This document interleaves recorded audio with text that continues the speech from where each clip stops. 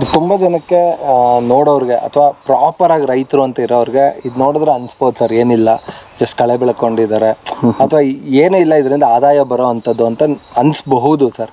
But honestly ಆದಾಯ ಇಲ್ಲ. ಮನೆಗೆ ಬಂದು ಈಸ್ಕೊಂಡು ಹೋಗ್ತಾರೆ ಸರ್. ಮನೆಗೆ ಬಂದು ಇಸ್ಕೊಂಡು ಹೋಗ್ತಾರೆ. ಸೀಬೆ ನನ್ನ ಹತ್ರ ಇದೆ ಅಂದ್ರೆ ನಾನು ಇಲ್ಲಿ ಸೀಬೆ ಬಂದಿದೆ ಅಂತ ಹೇಳಿದ್ರೆ ನನ್ನ ಮನೆಗೆ ನಾನು ಬೆಲೆ ಫಿಕ್ಸ್ ಮಾಡಿಬಿಟ್ಟಿದ್ದೀನಿ ಸರ್. ನಾನು ಮನೆ ಹತ್ರ ಬಂದು ಯಾರು ತೊಗೊಂಡು ಹೋಗ್ತಾರೆ ಆಯಿತಾ. 65 ರೂಪೀಸ್ ಸರ್ ಫಿಕ್ಸ್. ಹಾಂ, ಮಾರ್ಕೆಟ್ 10 ರೂಪಾಯಿಗೆ ಬರಲಿ, ಮಾರ್ಕೆಟ್ 100 ರೂಪಾಯಿಗೆ ಹೋಗ್ಲಿ ಸರ್, ನನ್ನ ಬೆಲೆ. ನನಗೆ ಈ ಹೂವು ತೆಗೆದ್ಬಿಟ್ರೆ ಜೇನು ಒಳಗೆ ಫುಡ್ ಕಮ್ಮಿ ಆಗಿಬಿಡುತ್ತೆ ಸರ್. ಓಕೆ, ತುಂಬಾ ಜೇನಿಗೆ ಇಷ್ಟವಾದಂಥ ಫುಡ್ಡು ಸರ್ ಇದು ಬಾಳೆ ಹೂವು ಆಯ್ತಾ ಸರ್. ಸಿಕ್ಕಾಪಟ್ಟೆ ಮಕರಂದ ಇರುತ್ತೆ. ನೀವು ಬೆಳಗ್ಗೆ ಹೊತ್ತು ಬಂದರೆ ಅಂತೂ ತುಂಬ ಅದರಲ್ಲಿ.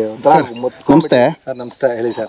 ಸರ್, ಈಗ ನಿಮ್ಮ ಮತ್ತು ಇಷ್ಟೆಲ್ಲ ಎಕ್ಸ್ಪ್ಲನೇಷನ್ ಕೊಟ್ಟಿದ್ದೀರಾ. ಈಗ ನಿಮ್ಮ ತೋಟದಲ್ಲಿ ಏನೇನು ಬೆಳೆ ಬೆಳ್ಕೊಂತಿದ್ದೀರಾ, ಅದರ ಯೂಸಸ್ ಏನೇನು, ಇದೇ ಗಿಡ ಯಾಕೆ ಹಾಕಿದ್ರೆ, ಯಾವ ತಳಿ ಹಾಕಿದ್ರೆ, ಸ್ವಲ್ಪ ನನಗೆ ಬ್ರೀಫಾಗಿ ಒಂದು ಇಂಟ್ರೊಡಕ್ಷನ್ ಕೊಟ್ಬಿಡಿ ಸರ್. Sir sure sir. ತುಂಬ ಜನಕ್ಕೆ ನೋಡೋರಿಗೆ ಅಥವಾ ಪ್ರಾಪರಾಗಿ ರೈತರು ಅಂತ ಇರೋರಿಗೆ ಇದು ನೋಡಿದ್ರೆ ಅನ್ಸ್ಬೋದು ಸರ್ ಏನಿಲ್ಲ ಜಸ್ಟ್ ಕಳೆ ಬೆಳ್ಕೊಂಡಿದ್ದಾರೆ ಅಥವಾ ಏನೂ ಇಲ್ಲ ಇದರಿಂದ ಆದಾಯ ಬರೋ ಅಂಥದ್ದು ಅಂತ ಅನ್ಸ್ಬಹುದು ಸರ್. ಬಟ್ ಆನೆಸ್ಟ್ಲಿ ಆದಾಯ ಇದೆ ಸರ್. ಸೊ ನಾನು ಏನೇನೆಲ್ಲ ಮಾಡಿದ್ದೀನಿ ಅಂತ ಹೇಳ್ತೀನಿ ನೋಡಿ ಸರ್. ಸರ್, ನಾನು ನಿಮ್ಗೆ ಫಸ್ಟ್ ಹೇಳ್ದಂಗೆ ನಂದು ನೀರು ಕಮ್ಮಿ ಸರ್.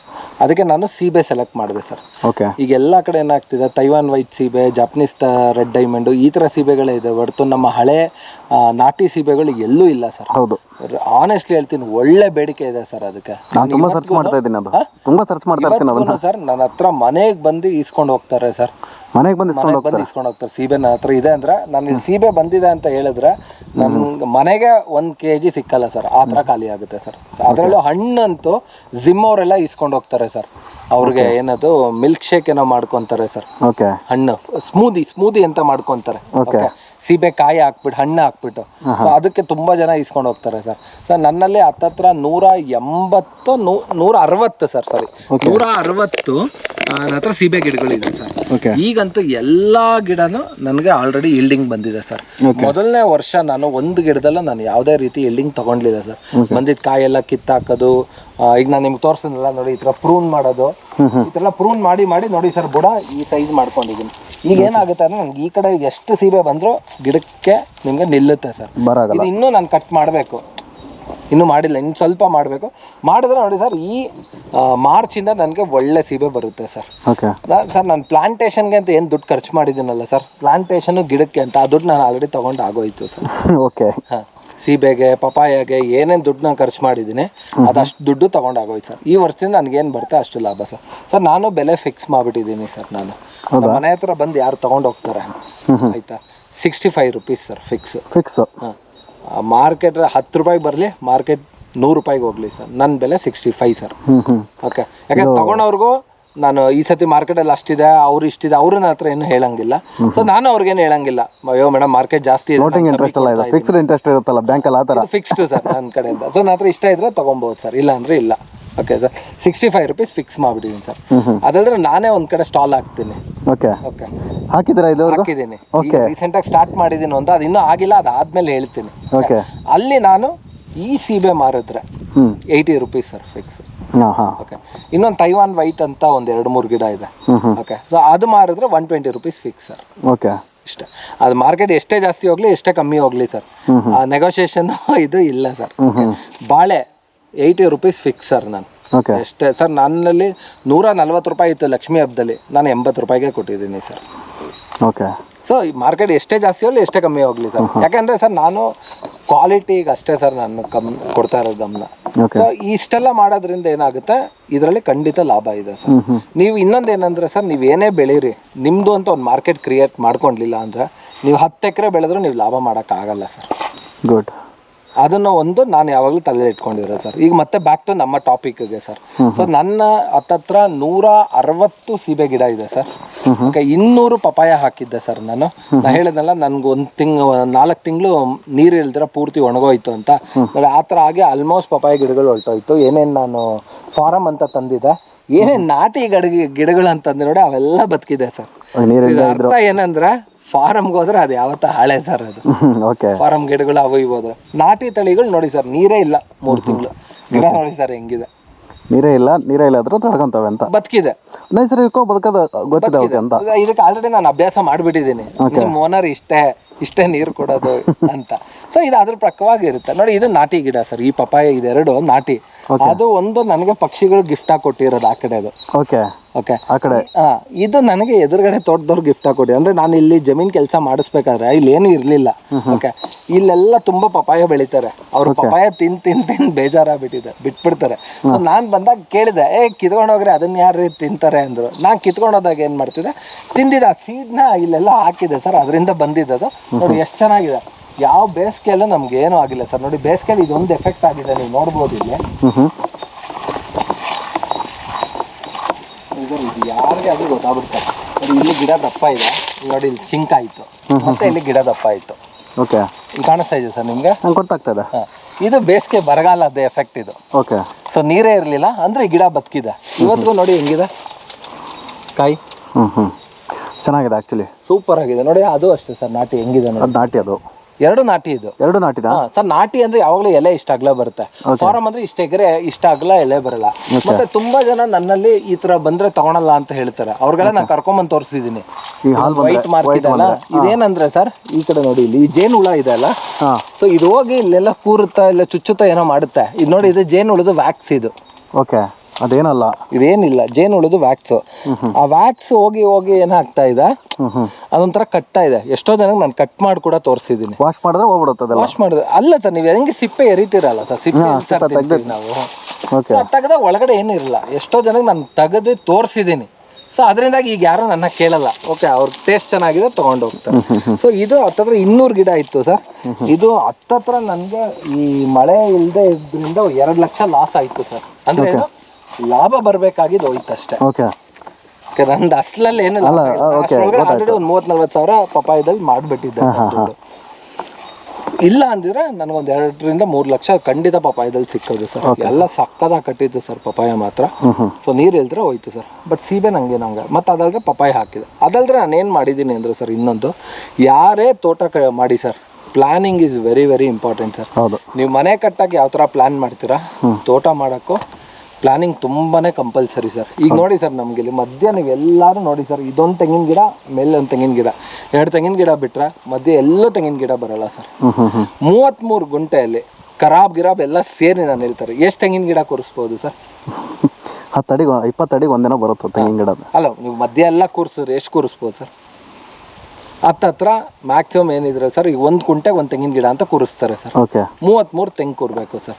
ನಮ್ಮಲ್ಲಿ 38 ತೆಂಗು ಕೂರ್ತಿದೆ ಸರ್. ಈ ಮಧ್ಯ ಬಿಟ್ಬಿಡೋಣ ಸರ್, 2 ಬರೀ ಸುತ್ತ ಇರೋದು. ಪ್ಲಸ್ ಅಲ್ಲಿ ನಂಗೆ ಮಧ್ಯೆ ಒಂದು ಲೈನ್ ಹೋಗಿದೆ, ಅದು ಹೋಗಿಲ್ಲ ಅಂದ್ರೆ ಇನ್ನ 2 ಎಕ್ಸ್ಟ್ರಾ ಕೂತಿರೋದು. ಬಟ್ ಈ ಫಾರ್ಮೆಟ್ ಯಾವಾಗ ವರ್ಕ್ ಆಗುತ್ತೆ ಅಂದ್ರೆ ಸರ್, ನೀವು ನೋಡಿ ಆ ಕಡೆ ನಮ್ಗೆ ಈ ಕಡೆ ನೋಡಿ ಎಲ್ಲೂ ತೆಂಗಿನ ತೋಟ ಇಲ್ಲ, ಮುಂದೆ ತೆಂಗಿನ ತೋಟ ಇಲ್ಲ, ಹಿಂದೆ ತೆಂಗಿನ ತೋಟ ಇಲ್ಲ. ಇಲ್ಲಿ ಮಾತ್ರ ನೋಡಿ ಸರ್, ಈ 3 ಗಿಡಗಳು ಬಂದಿದೆ ತೆಂಗು. ಇದು 3 ಬಿಟ್ಟು ಮುಂದಕ್ಕೆ ಹೋದ್ರೆ ಎಲ್ಲೂ ನಂಗೆ ತೆಂಗಿನ ತೋಟ ಇಲ್ಲ. ಓಕೆ, ಸೊ ಅವಾಗ ನಮ್ಮ ತೋಟಕ್ಕೆ ಪ್ರಾಪರ್ ಆಗಿ ಬಿಸಿಲು. ಸೊ ಇದು ಯಾವಾಗ ಪ್ರಾಪರ್ ಆಗಿ ವರ್ಕ್ ಆಗುತ್ತೆ ಅಂದ್ರೆ ಸರ್, ಇದು ನಿಮ್ಗೆ ಬಿಸಿಲು ಯಾವಾಗ್ಲೂ ನಿಮ್ ಜಮೀನ್ ಮೇಲೆ ನೀಟಾಗಿ ಬೀಳಬೇಕು. ಪ್ಲಸ್ ಇನ್ನೊಂದು ಏನಂದ್ರೆ, ಇದು ಹಿಂಗ ಆಗಕ್ಕೂ ಒಂದು ಕಾರಣ, ನಮ್ದು ಪಶ್ಚಿಮದಲ್ಲಿ ಹೈಟ್ ಇದೆ, ಪೂರ್ವದಲ್ಲಿ ಡೌನ್ ಇದೆ. ಸೊ ನಮಗೆ ಸಂಜೆ ಬಿಸಿಲು ನಮ್ಮ ಭೂಮಿ ಮೇಲೆ ಕಮ್ಮಿ ಬೀಳುತ್ತೆ, ಬೆಳಗಿನ ಬಿಸಿಲು ತುಂಬಾ ಜಾಸ್ತಿ ಬೀಳುತ್ತೆ. ಸೊ ಆವಾಗ ಫೋಟೋಸಿಂಥೆಟಿಕ್ ಬಿಸಿಲು ಬಿದ್ದು ನಿಮ್ಗೆ ಒಳ್ಳೆ ಕ್ರಿಯೆ ನಡೆಯುತ್ತೆ. ಸೊ ಈ ತರ ಗಿಡ ಹಾಕಿದ್ರು ನಿಮ್ಗೆ ಗ್ರೋತ್ ಚೆನ್ನಾಗಿ ಬರುತ್ತೆ. ನೀವು ಬೇಕಾದ್ರೆ ಎಲ್ಲಾರು ನೋಡಿ ಸರ್, 1 ಗಿಡನೂ ನಿಮ್ಗೆ ಎಲ್ಲಾರು 2 ವರ್ಷದ ಗಿಡ ಅಂತ, ಇನ್ನೂ 2 ವರ್ಷ ಆಗಿಲ್ಲ ಹಂಗೆ ಅನ್ಸೋದೇ ಇಲ್ಲ ಸರ್. ಪ್ರತಿಯೊಂದು ಚೆನ್ನಾಗಿ ಬಂದಿದೆ. ಇಲ್ಲಿ ಒಂದೊಂದು ಗಿಡ ಮಾತ್ರ ಹುಳ ಹೊಡೆದೇ ಏನದು ದುಂಬಿ ಹೊಡೆದು ಹೋಗಿದೆ, ಅದು ಸತ್ತಿಲ್ಲ, ಇನ್ನೂ ಇದೆ. ನಾನೇ ಚೇಂಜ್ ಮಾಡ್ಲೋ ಬೇಡ ಅಂತ ಯೋಚನೆ ಮಾಡ್ತಾ ಇದ್ದೀನಿ, ನೋಡೋಣ ಅಂತ. ಆಲ್ಮೋಸ್ಟ್ ಎಲ್ಲ ಗಿಡಕ್ಕೂ ದುಂಬಿ ಹೊಡೆದಿದೆ ಸರ್, ಆಲ್ಮೋಸ್ಟ್ ಅಲ್ಲಿ ಹೊಡೆದಿದೆ. ಈಗ ಅದಕ್ಕೆ ನಾವೇನು ಮಾಡ್ತಾ ಇದ್ವಿ, ಬೇವಿನ ಎಣ್ಣೆ ಮತ್ತೆ ಮೊಟ್ಟೆ ಹಾಕ್ಕೊಂಡು ಯಾವಾಗಲೂ ಒಂದು ಸ್ಪ್ರೇ ಕೊಡ್ತೀನಿ ಸರ್ ನಾನು, 1 ತಿಂಗ್ಳಿಗೆ ಒಂದ್ಸಲ. ಮೊಟ್ಟೆ ಮತ್ತೆ ವೇಸ್ಟ್ ಡಿಕಾಂಪೋಸರ್ 3 ಮಿಕ್ಸ್ ಮಾಡಿ ಚೆನ್ನಾಗಿ ಶೇಕ್ ಮಾಡಿ ಸ್ಪ್ರೇ ಕೊಡ್ತೀನಿ ಸರ್. ಅದರಿಂದ ಏನಾಗುತ್ತೆ ಅಂದ್ರೆ ನಿಮಗೆ ರೈನೋಸರಸ್ ಹುಳ ಬಂದು ಅಟ್ಯಾಕ್ ಮಾಡೋದು ಕಮ್ಮಿ ಆಗುತ್ತೆ. ಸೊ ಅದೊಂದು ಮಾಡಿದ್ದೀನಿ ಸರ್. ಈಗ ತೆಂಗಾಯ್ತು, ಸೀಬೆ ಆಯ್ತು, ಪಪಾಯ ಆಯ್ತು ಸರ್. ಇದು ಅಲ್ದಿರ ನಾನೇನು ಮಾಡಿದ್ದೀನಿ, ಜಿಗ್ಜಾಕ್ ಆಗಿ ನೋಡಿ ಸರ್, ಇಲ್ಲೊಂದು ನಿಮಗೆ ಬಟರ್ಫ್ರೂಟ್ ಕಾಣ್ತಾ ಇದೆ, ಬಟರ್ಫ್ರೂಟ್ ಗಿಡ. ಆಯ್ತು ಸರ್, ಇನ್ನೊಂದು ಬಟರ್ಫ್ರೂಟ್ ಗಿಡ ಅಲ್ಲೆಲ್ಲೋ ಇದೆ. ಸೊ ಹಿಂಗೆ ಜಿಗ್ಜಾಕ್ ಆಗಿ ಅಥವಾ 45 ಬಟರ್ಫ್ರೂಟ್ ಗಿಡ ಹಾಕಿದ್ದೀನಿ ಸರ್. ಇದೇನಂದ್ರೆ ಸರ್, ಇದು ಲಾಂಗ್ ಟರ್ಮ್ಗೆ. ಈಗ ಸೀಬೆ ಮುಗೀತು, ಇದೆಲ್ಲ ನಾನು ಸೀಡ್ದೆ ಗಿಡ ಹಾಕಿರೋದು ಸರ್, ಬೀಜದ್ದೆ. ಯಾವುದು ಕಸಿ ಗಿಡ ತಂದು ಹಾಕಿಲ್ಲ. ಯಾಕೆ ಅಂದರೆ ಕಸಿ ಗಿಡ ಹಾಕ್ಬಿಟ್ಟೆ ಅಂದ್ಕೊಳ್ಳಿ ಸರ್, ಈಗ ಟಕ್ ಅಂತ ಎದ್ದು ಬಿಡುತ್ತೆ ಅದು. ಇತ್ತ ಸೀಬೆಗೂ ಕಾಂಪಿಟಿಷನ್ನು, ಪಪಾಯಿಗೂ ಕಾಂಪಿಟಿಷನ್ನು, ಇದು ಕಾಂಪಿಟಿಷನ್. ಸೊ ಅದಕ್ಕೋಸ್ಕರ ನಾನೇನು ಮಾಡಿ ನಿಧಾನಕ್ಕೆ ಬರಲಿ, ನನಗೆ ಸೀಬೆ ಮುಗಿಯೋ ಅಷ್ಟೊತ್ತಿಗೆ ಬರಲಿ ಸರ್ ಅದು. ಆ ಒಂದು ಕಾನ್ಸೆಪ್ಟ್ ಇಟ್ಕೊಂಡು ನಾನೇನು ಮಾಡಿದ್ದೀನಿ, ಇದೆಲ್ಲ ಬೀಜದ ಗಿಡನೇ ಹಾಕಿದ್ದೀನಿ. ಇದು ಅಲ್ದಿರ ನಮ್ಮ ಮನೆಗೆ ಎಲ್ಲರಿಗೂ ಏನೇನು ಹಣ್ಣುಗಳು ಇಷ್ಟ, ಪ್ರತಿ ಒಂದೊಂದು ಹಣ್ಣು ಸರ್, ಆ್ಯಪಲ್ಲು ಪೈನಾಪಲ್ 2 ಬಿಟ್ಟು ಇಂಥ ಹಣ್ಣು ಇಲ್ಲ ಅನ್ನಂಗಿಲ್ಲ ಸರ್ ನನಗೆ. ಎಲ್ಲ ಸರ್ ನಮ್ಮ ಹಳೆ ಕಾಲದಲ್ಲಿ ನಾವು ಮರ್ಸೇಬ್ ಅಂತ ತಿಂತಿದ್ದೋ ಸರ್, ಅದು 2 ಗಿಡ ಹಾಕಿದ್ದೀನಿ ಸರ್. ಅದು ಇದೆಯಾ? ಓಕೆ. ಮತ್ತೆ ಸ್ಟಾರ್ ಫ್ರೂಟು ನಾನೇನೇನು ಬಾಲ್ಯದಲ್ಲಿ ತಿಂತಿದ್ನಲ್ಲ ಸರ್, ಅದು ನನಗೆ ಈ ರೇಷ್ಮೆ ಹಣ್ಣು ಅಂದ್ರೆ ಇಷ್ಟ, ಮಲ್ಬರಿ, ಅದು 2 ಗಿಡ ಹಾಕಿದ್ದೀನಿ ಸರ್, ಅದನ್ನು ತಿಂತೀವಿ. ರೇಷ್ಮೆದು. ಸೊ ನಾನೇನಂದ್ರೆ ಸರ್, ನನ್ನ ಮಗನಿಗೆ ಅಥವಾ ನಮ್ಮ ಮುಂದಿನ ಜನ್ರೇಷನ್ಗೆ ನಾವೇನೇನು ನಮ್ಮ ಕಾಲದಲ್ಲಿ ತಿಂತಿದ್ದೋ ಅದೆಲ್ಲನೂ ತಿನ್ನಿಸ್ಬೇಕು. ಫಸ್ಟ್ ಪ್ರಿಯಾರಿಟಿ ಅದೇ ಸರ್. ನೆಕ್ಸ್ಟ್ ದುಡ್ಡು ಮಾಡೋದು, ಮಾರೋದು, ಗಿರೋ ಸೆಕೆಂಡ್. ನೀವು ಅದು ಬೆಳೆದ್ರೆ ಎಲ್ಲನೂ ನೀವೇ ತಿನ್ನಲ್ಲ ಸರ್, ಅದನ್ನು ಮಾರ್ತೀರಾ. ಅದು ಹೆಂಗೆ ಅಂತ ಅಂದ್ರೆ, ಈಗ ಅಡಿಕೆ ಮಾಡ್ದ ಹೆಂಗೆ ಒಂದೇ ಸತಿ ದುಡ್ಡು ಬರುತ್ತೆ, ಅದು ನಿಧಾನಕ್ಕೆ ಬರುತ್ತೆ ಅಷ್ಟೇ. ಇಲ್ಲ ನಿಧಾನಕ್ಕೆ ಬರುತ್ತೆ ಅಷ್ಟೇ ಸರ್. ಸೊ ಈ ಥರದ್ನ ಪ್ರತಿಯೊಂದು ಗಿಡ ಹಾಕಿದ್ದೀನಿ. ಪ್ಲಸ್ ನಂಗೆ ಹಲ್ಸ್ ಅಂದರೆ ತುಂಬ ಇಷ್ಟ ಸರ್. 6 ವೆರೈಟಿ ಹಲ್ಸ್ ಹಾಕಿದ್ದೀನಿ ಸರ್. ನನ್ನ ವೈಫ್ಗೆ ಮಾವು ಅಂದರೆ ಇಷ್ಟ, ಅದು 6 ವೆರೈಟಿ ಮಾವಿನ ಹಣ್ಣು ಹಾಕಿದ್ದೀವಿ. ಪನ್ನೇರಳೆ, ನೇರಳೆ, ವಾಟರ್ ಆ್ಯಪಲ್ಲು, ಮತ್ತು ಸೀತಾಫಲ, ರಾಮಫಲ, ಲಕ್ಷ್ಮಣ ಫಲ, ಹನುಮ ಫಲ, ಎಲ್ಲ ತರ ಹಣ್ಣುಗಳದ್ದು ಹಾಕಿದೀವಿ. ಪೈನಾಪಲ್ 30 ವೆರೈಟಿ ಮೇಲೆ ಇದೆಯಾ? ಜಾಸ್ತಿ ಇದೆ ಸರ್, ಜಾಸ್ತಿ ಇದೆ. ಪೈನಾಪಲ್, ಆಪಲ್ 2 ವೆರೈಟಿ ಬಿಟ್ಟು ಆರೆಂಜು, ಮೂಸಂಬಿ, ದಾಳಿಂಬೆ,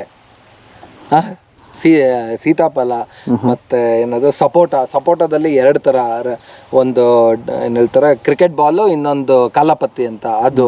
ನೇರಳೆಯಲ್ಲಿ 2 ತರ, ಬಿಳಿದು ಮತ್ತೆ ನೀಲಿದು. ಇದೇ ತರ ಸರ್ ಎಲ್ಲ ತರ ಹಣ್ಣಿನ ಗಿಡಗಳು ಹಾಕಿದೀವಿ ಸರ್. ಎಲ್ಲ ಹೆಂಗಿದೆ ಅಂದ್ರೆ ಮಧ್ಯೆ ಒಂದೊಂದು, ಇದು ಹೇಳದ್ನಲ್ಲ ಈ ತರ ಮಧ್ಯೆ. ಸೊ ಇದು ಯಾವುದೇ ರೀತಿ ಬೇರೆ ಗಿಡಗಳಿಗೆ ಡಿಸ್ಟರ್ಬ್ ಮಾಡಬಾರ್ದು. ಈಗ ಹಲ್ಸ್ ಎಲ್ಲ ಏನ್ ಮಾಡ್ಬಿಟ್ಟಿದೀನಿ ನೋಡಿ, ಬಾರ್ಡ್ರಲ್ಲಿ ಹಾಕ್ಬಿಟ್ಟಿದೀನಿ ಸರ್. ಇಲ್ಲೊಂದು ಹಲ್ಸ್ ಇದೆ, ಅಲ್ಲೊಂದು ಹಲ್ಸ್ ಇದೆ, ಅಲ್ಲಿ ಮುಂದೆ ಒಂದು ಹಲ್ಸ್ ಇದೆ. ಮತ್ತೆ ಅಂಜೂರ ಗಿಡನು 2 ಹಾಕಿದೀನಿ, ಒಂದು ಡ್ರೈ ಫ್ರೂಟ್ ಅಂಜೂರ, ಇನ್ನು ನಾರ್ಮಲ್ ಅಂಜೂರ. ಸೊ ಇದೇ ತರ ಸರ್.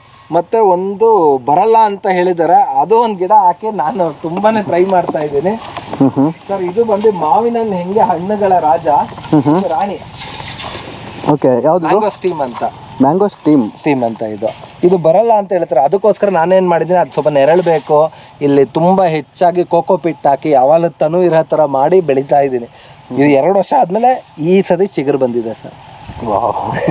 ಗೊತ್ತಿಲ್ಲ ಬರುತ್ತಾ ಬರಲ್ವ ಅಂತ. ಅದಲ್ದ್ರೆ ಸರ್ ಮರಗೆಣಸು, ಪ್ರತಿಯೊಂದು ಸರ್, ಇಂಥದ್ದು ಇಲ್ಲ ಅನ್ನಂಗಿಲ್ಲ ಸರ್.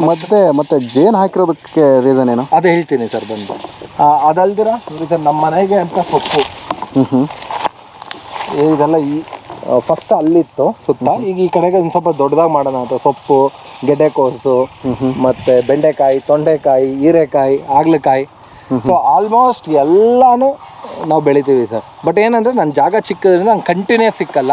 ಈಗ ಒಂದು 3 ತಿಂಗಳು ಸಿಕ್ಕುತ್ತೆ, ಈಗ ಒಂದು 3 ತಿಂಗಳು ಸಿಕ್ಕುತ್ತೆ, ಮತ್ತೊಂದು 1 ತಿಂಗಳು 1.5 ತಿಂಗಳು ಗ್ಯಾಪ್ ಆಗುತ್ತೆ, ಮತ್ತೊಂದು 3 ತಿಂಗಳು ಸಿಕ್ಕುತ್ತೆ. ಓಕೆ. ಸೊ ಇನ್ನೊಂದೇನು ನಂಗೆ ಮ್ಯಾನೇಜ್ ಮಾಡೋಕೆ ಆಗ್ತಿಲ್ಲ ಸರ್. ಇಲ್ಲಿ ಯಾರಾದ್ರೂ ಇನ್ನೊಬ್ರು ಕೆಲಸದವ್ರು ಇದ್ದಿದ್ರೆ, ಸೊ ಇಲ್ಲೊಂದು ಪಾತಿ ಅಲ್ಲೊಂದು ಪಾತಿ ಹಂಗೆ ಮ್ಯಾನೇಜ್ ಮಾಡ್ಬೋದಿತ್ತು. ಅದೊಂದು ಸ್ವಲ್ಪ ಲ್ಯಾಗ್ ಆಗ್ತದೆ. ಅದಕ್ಕೇನೋ ಒಂದಷ್ಟು ಟ್ರೈ ಮಾಡ್ತಾ ಇದ್ದೀನಿ.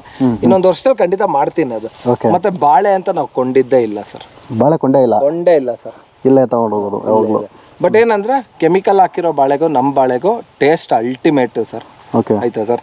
ಪ್ಲಸ್ ಏನಂದ್ರೆ ನಮ್ಮ ದಪ್ಪ ಬರಲ್ಲ, ಜಾಸ್ತಿ ವೆಯ್ಟ್ ಬರಲ್ಲ ಸರ್. ಮ್ಯಾಕ್ಸಿಮಮ್ 5.5 kg ಅಷ್ಟೇ ಸರ್. ಅಲ್ಲೆಲ್ಲ 1-2 ಮಾತ್ರ ಒಳ್ಳೆ ಭೂಮಿ ಫಲವತ್ತ ಇದೆ, ಅದು ಮಾತ್ರ 8-8.5 kg ನೋಡಿದೀವಿ. ಬಿಟ್ರೆ ಮ್ಯಾಕ್ಸಿಮಮ್ 5.5 kg ಸರ್. 4.25 5.5 ಒಳಗೇನೆ ಸರ್. ಇಷ್ಟೇ ನೋಡಿ ಸರ್. ಇಲ್ಲೇನಿದೆ ಅಲ್ಲ ಸರ್, ಇಷ್ಟೇ ಬರೋದು ಸರ್. ಇನ್ನೂ ದಪ್ಪ ಆಗುತ್ತೆ ಅಷ್ಟೇ, ಬಿಟ್ರೆ ಇಷ್ಟೇ ಬರುತ್ತೆ. ಕೆಲವ್ರು ಕೇಳ್ಬೋದು ನನ್ನ, ಇದು ಒಂದು 6-7 ಚಿಪ್ ಬರುತ್ತಾ? ಒಂದು 6-7 ಚಿಪ್ಪು ಇಷ್ಟೇ ನೋಡಿ ಸರ್. 1 2 3 4 5 6 7 ಚಿಪ್ ಇದೆ ಅಷ್ಟೇ ಸರ್. ಬಟ್ ಇನ್ನು ಸೈಜ್ ಆಗುತ್ತೆ ನಿಮ್ಗೆ. ಆ ಕಡೆ 1 2 3 ಗೊನೆ ಇದೆ ತೋರಿಸ್ತೀನಿ. ಬಟ್ ತುಂಬಾ ಜನ ಕೇಳ್ತಾರೆ, ನೀವೀಗ ಜೇನ್ ಅಂದ್ರಲ್ಲ, ಈ ಹೂವ ನಾನು ತೆಗಿಯಲ್ಲ ಸರ್. ಹೂವು ಕಟ್ ಮಾಡ್ತಾರೆ ಆಕ್ಚುಲಿ, ಕಟ್ ಮಾಡಿದ್ರೆ ಕಾಯಿ ಇನ್ನೂ ದಪ್ಪ ಆಗುತ್ತೆ ಅಂತ ಹೇಳ್ತಾರೆ. ಬಟ್ ನನಗೆ ಈ ಹೂವು ತೆಗೆದ್ಬಿಟ್ರೆ ಜೇನ್ ಒಳಗೆ ಫುಡ್ ಕಮ್ಮಿ ಆಗ್ಬಿಡುತ್ತೆ ಸರ್. ತುಂಬಾನೇ ಜೇನಿಗೆ ಇಷ್ಟವಾದಂತ ಫುಡ್ ಸರ್ ಇದು ಬಾಳೆ ಹೂವು. ಆಯ್ತಾ ಸರ್. ಸಿಕ್ಕಾಬಡೆ ಮಕರಂದ ಇರುತ್ತೆ. ನೀವು ಬೆಳಗ್ಗೆ ಹೊತ್ತು ಬಂದ್ರೆ ಅಂತೂ ತುಂಬಾ ಅದರಲ್ಲಿ ಒಂಥರ ಮುತ್ಕೊಂಡ್ಬಿಟ್ಟಿರುತ್ತೆ.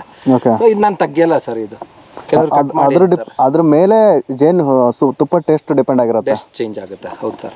ಅದು ಒಂದಷ್ಟೇ. ನಮ್ಮ ಜೇನುತುಪ್ಪ ಫ್ಲೇವರೇ ಒಂಥರ ಡಿಫ್ರೆಂಟ್ ಇದೆ ಸರ್. ಎಲ್ಲ ಒಂಥರ ಮಿಕ್ಸ್. ಜೇನುತುಪ್ಪನೂ ಅಷ್ಟೇ ಸರ್. 800 ರೂಪಾಯಿ kg ಮಾರ್ತೀನಿ ಸರ್. ಅದ್ರಲ್ಲಿ ಏನು ಕಾಂಪ್ರಮೈಸ್ ಇಲ್ಲ ನೆಕ್ಸ್ಟ್ ಟೈಮ್ ಬಂದಾಗ ನಮಗೆ ಕಳಿಸ್ಕೊಡಿ ಸರ್. ಖಂಡಿತ, ಅದ್ರಲ್ಲಿ ಏನು ಕಾಂಪ್ರಮೈಸ್ ಇಲ್ಲ ಸರ್. ಶೋರ್. ಸೊ ಎಲ್ಲಾ ತರ ಹಣ್ಣು ಅದು ಸಿಕ್ಕದ್ರಿಂದ ವೆರೈಟಿ. ನಮ್ ತುಪ್ಪದ ಒಂಥರ ಟೇಸ್ಟ್ ಬೇರೆ, ನಮ್ ತುಪ್ಪ ಹುಳಿ ಬರುತ್ತೆ ಸರ್ ಸ್ವಲ್ಪ. ಕೆಲವ್ರು ಏನ್ ಮಾಡ್ತಾರೆ ಅದು ಕಾಯಿಸ್ತಾರೆ, ನಾವು ಕಾಯಿಸಲ್ಲ ಸರ್. ಏನು ಕಾಯಿಸ್ಬಾರ್ದು ಆಕ್ಚುಲಿ, ಕೆಲವ್ರು ಕಾಯಿಸ್ತಾರೆ ಸರ್, ಮಾಯಿಶ್ಚರ್ ತೆಗಿಬೇಕು, ಜಾಸ್ತಿ ದಿನ ಬಾಳಿಕೆ ಬರಬೇಕು ಅಂತ. ನಮ್ದು ಏನಾಗುತ್ತೆ ಅಂದ್ರೆ ನೀವು 1 ತಿಂಗಳು ತುಪ್ಪ ಹಂಗೆ ಬಿಟ್ಬಿಟ್ರೆ ಮೇಲ್ಗಡೆ ಒಂದು ಲೇಯರು ಒಂಥರ ಕ್ರಿಸ್ಟಲ್ ತರ ಫಾರ್ಮ್ ಆಗುತ್ತೆ. ಅದು ನ್ಯಾಚುರಲ್ ವೇ ಆಗ್ಲೇಬೇಕು ಸರ್. ಅದು ಕೆಲವ್ರು ಮಿಕ್ಸ್ ಮಾಡಿದಾರ ಹಂಗೆ ಅಂತ ಹೇಳ್ತಾರೆ. ಹಂಗ ಅಂದವ್ರು ನಾನು ಹೇಳ್ತೀನಿ ವಾಪಸ್ ತಂದು ಕೊಡಪ್ಪ, ದುಡ್ಡು ಇಸ್ಕೊಂಡು ಹೋಗಪ್ಪ ಅಂತ ಸಿಂಪಲ್. ಆ್ಯಕ್ಚುಲಿ ಜೇನಲ್ಲಿ ಏನಂತಂದರೆ ಇಲ್ಲಿ ನಾವು ಸಕ್ಕರೆನ ಈಗ ರೆಡಿ ಮಾಡ್ತೀವಿ, ಈಗ ಇದರಲ್ಲಿ ಪ್ಲಾಂಟಲ್ಲಿ ಬೆಳೆಯುತ್ತಲ್ಲ ಆ ರೀತಿ ಎಂಜೈಮಲ್ಲಿ ಕನ್ವರ್ಟ್ ಆಗೋದು. ಅದು ಎಂಜೈಮ್ ನನಗೆ ಇಮಿಡಿಯೇಟ್ ನೆನಪು ಬರ್ತಾ ಇಲ್ಲ ಅಷ್ಟೇ. ನಾವು ಬಿ ಫಾರ್ಮದಲ್ಲಿ ಓದಬೇಕಾದ್ರೆ ಫಾರ್ಮಕೋಗ್ನಸಿ ಅಂತ ಒಂದು ಸಬ್ಜೆಕ್ಟ್ ಇದೆ, ಅದರಲ್ಲಿ ಓದ್ತಾ ಇದ್ದೆ. ಅದೊಂದು ಎಂಜೈಮ್ ಇದೆ ಸರ್, ಅದು ಇನ್ವರ್ಟೇಸ್ ಅಂತ ಒಂದು ಎಂಜೈಮು. ಆ ಇನ್ವರ್ಟೇಸ್ ಎಂಜೈಮ್ ಅದು ಶುಗರಾಗಿ ಕನ್ವರ್ಟ್ ಮಾಡುತ್ತೆ ಅದನ್ನು. ಸೊ ಅದು ಹನಿ ಸ್ವೀಟ್ ಆಗುತ್ತೆ. ಇದು ನಮ್ಮ ಮರ್ಗೆಂಟ್ಸ್ ಸರ್. ಈಗ ಮೊನ್ನೆ ಎಲ್ಲ ಕಿತ್ಕೊಂಡು ಹೋಗಿದೆ, ಯಾವುದೋ ಒಂದು ಬೇರ್ ಮಿಕ್ಕೊಂಡಿತ್ತು. ಇವತ್ತು ಅಲ್ಲಿ ಒಂದು ಸ್ವಲ್ಪ ಪಾತಿ ಮಾಡಿಸಿದ್ನಲ್ಲ, ಸೊ ಅಲ್ಲಿ ಸಿಕ್ತು. ಮತ್ತೆ ಈಗ ಅದ್ರಲ್ಲಿ ನೋಡಿ 3 ಕಡ್ಡಿ ಆಗಿದೆ. ಮತ್ತೆ ಇದನ್ನ ನಾಟಿ ಮಾಡ್ತೀವಿ. ಒಂದಿದ್ದು 3 ಆಯ್ತು. ಸೊ ಹಿಂಗೆ ಎಲ್ಲೆಲ್ಲಿ ಜಾಗ ಸಿಕ್ಕುತ್ತೆ ಅದ್ರಲ್ಲಿ ನಾಟಿ ಮಾಡ್ತಾ ಇರ್ತೀವಿ ಸರ್.